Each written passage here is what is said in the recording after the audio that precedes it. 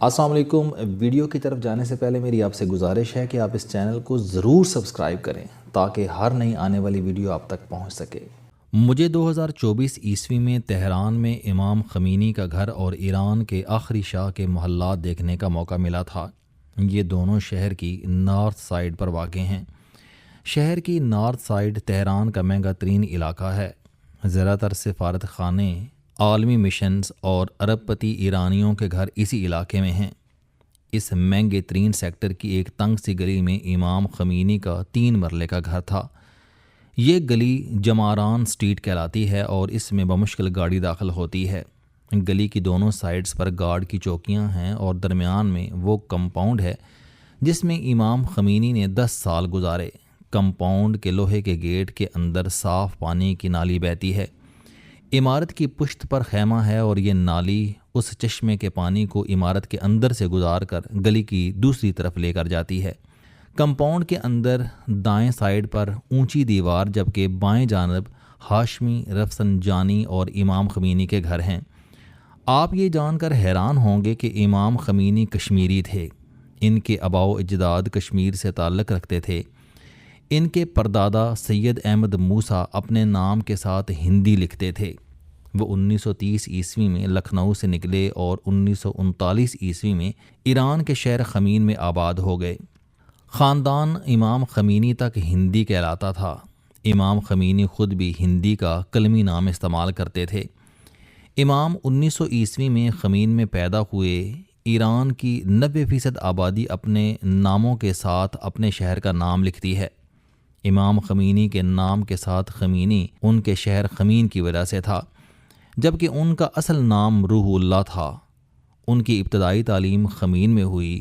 خاندان مذہبی تھا، لہٰذا یہ مذہبی تعلیم حاصل کرتے ہوئے قم پہنچ گئے اور وہاں سے اعلیٰ ڈگریاں حاصل کیں۔ اہل تشیع کے علمی اور روحانی سلسلے کا آخری عہدہ آیت اللہ ہوتا ہے۔ یہ آیت اللہ بروجردی کے بعد آیت اللہ ہو گئے۔ شاہ کے دور میں امام سینہ تان کر شاہ کے مظالم پر تنقید کرتے تھے، جس پر شاہ نے ان پر پابندی لگا دی، مگر یہ بولتے رہے، یہاں تک کہ 1963 عیسوی میں انہیں گرفتار کر لیا گیا، جس کے بعد پورے ملک میں احتجاجی مظاہرے شروع ہو گئے۔ شاہ نے ہجوم پر گولی چلا دی، اس میں 100 لوگ شہید ہو گئے، مگر اس کے باوجود مظاہرے جاری رہے۔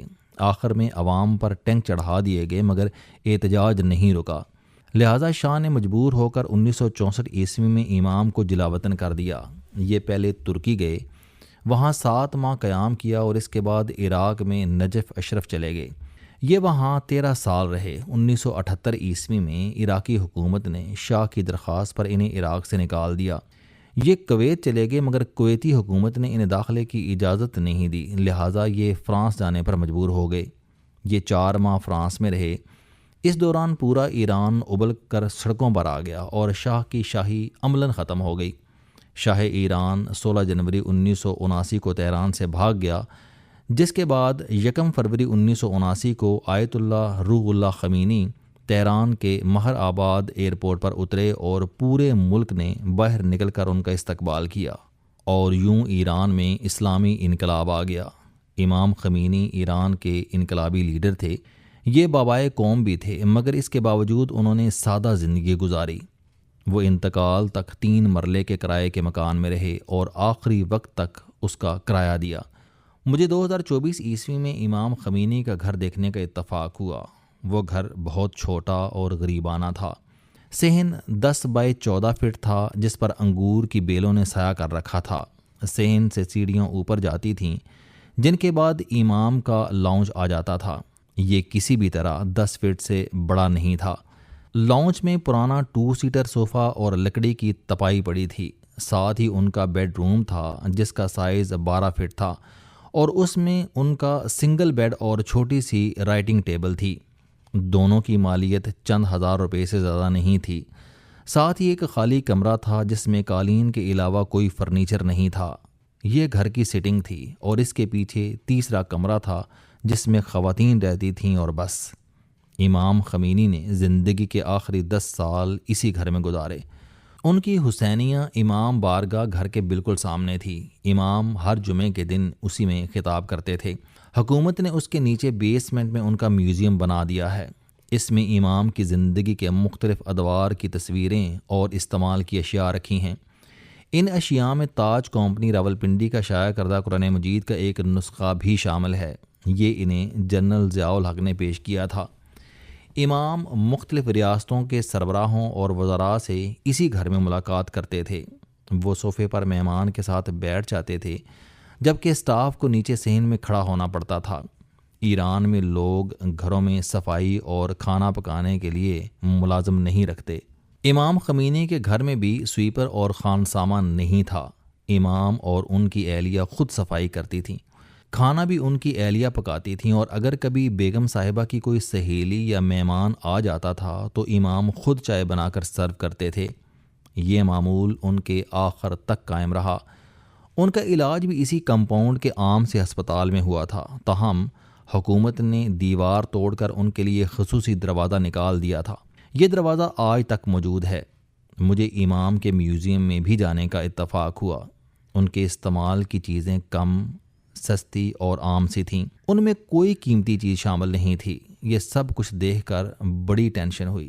ہم اگر پاکستانی حکمرانوں کا لائف سٹائل دیکھیں اور اس کے بعد اس امام خمینی کی رہائش گاہ اور طرز رہائش دیکھیں جس نے پوری مسلم دنیا کی سوچ بدل کر رکھ دی، جو آج بھی دنیا کے با اثر ترین لوگوں میں شمار ہوتے ہیں، تو ٹینشن بجا ہے۔ کاش ہمارے حکمران ایک بار امام خمینی کے گھر کا چکر لگا لیں، شاید انہیں اسی طرح شرم آ جائے۔ مجھے امام خمینی کے مقبرے پر بھی 2 مرتبہ جانے کا اتفاق ہوا۔ یہ نئے ایئرپورٹ کے قریب ہے۔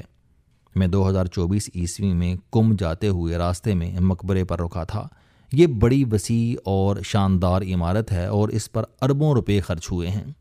اس کی پارکنگ اور لانز وسیع ہیں، جبکہ اس کے ہال میں 1 لاکھ کے قریب لوگ بیٹھ سکتے ہیں۔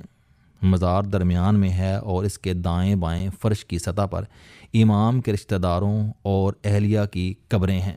یہ مزار شہداء کے قبرستان میں بنایا گیا تھا، چنانچہ احاطے کے باہر انقلاب اور عراق جنگ کے شہداء کی قبریں ہیں۔ امام خمینی نے 1979 میں فرانس سے واپسی پر اسی قبرستان میں قوم سے اپنا پہلا خطاب کیا تھا، اور امام کو ان کی خواہش پر یہاں دفن کیا گیا تھا۔ امام خمینی کا گھر اور مقبرہ دیکھا جائے تو دونوں میں زمین آسمان کا فرق ہے۔ ایک سائیڈ پر محل ہے اور دوسری سائیڈ پر کٹیا۔ انسان کس کی تعریف کرے، یہ فیصلہ مشکل ہو جاتا ہے۔ مجھے دوسری مرتبہ 25 دسمبر 2025 کو روزے پر جانے کا موقع ملا۔ ہم 22 لوگ تھے۔ ہم نے ایئرپورٹ پر اتر کر 5 سٹار ہوٹل میں چلو کباب کا لنچ کیا اور امام کے روزے پر پہنچ گئے۔ اس دن رش نہیں تھا۔ روزے کی وسعت نے ہمارے گروپ کو حیران اور پریشان کر دیا۔ روزے کی پارکنگ اور فٹ پاتھ پر خیمے لگے تھے۔ گائیڈ حمید نے بتایا کہ ہوم لیس لوگ اور سیاح یہاں خیمے لگا کر رہتے ہیں۔ حکومت اس پر کوئی اعتراض نہیں کرتی۔ ان لوگوں کو کھانا اور واش روم کی سہولت روزے کی انتظامیہ فراہم کرتی ہے۔ امام کے روزے پر سونے کے پانی سے آیات لکھی ہیں۔ یہ خوبصورت لگتی ہیں، لیکن امام کے لائف سٹائل سے مطابقت نہیں رکھتی۔ روزے کی سیکیورٹی پاسداران کے ہاتھ میں ہے اور یہ کڑی تلاشی کے بعد زائرین کو اندر جانے کی اجازت دیتے ہیں۔ خواتین اور مردوں کے داخلے کے دروازے الگ الگ ہیں۔ خواتین کے لیے داخلے سے قبل عبایا اور سکارف لازم ہے، اور یہ دونوں چیزیں روزے کے گیٹ سے مل جاتی ہیں۔ السلام علیکم۔ آپ اسٹوڈنٹ ہیں، کوئی جاب کرتے ہیں، کاروبار کرتے ہیں، یا پھر آپ گھریلو زندگی گزار رہے ہیں۔ اگر آپ اپنی زندگی کو بدلنا چاہتے ہیں تو اس چینل علم دوستی پر آپ زندگی میں کامیابی کے لیے جاوید چوہدری صاحب کے موٹیویشنل، سوشل، سیلف ڈسکوری سے ریلیٹڈ اور صحت سے متعلق بے شمار کالم سن سکتے ہیں۔ میرا دعویٰ ہے کہ یہ چینل آپ کی زندگی بدل دے گا۔ اس چینل کا مقصد اچھی باتیں معاشرے میں پھیلانا ہے، اور اچھی بات کو دوسروں تک پہنچانا صدقہ جاریہ ہے۔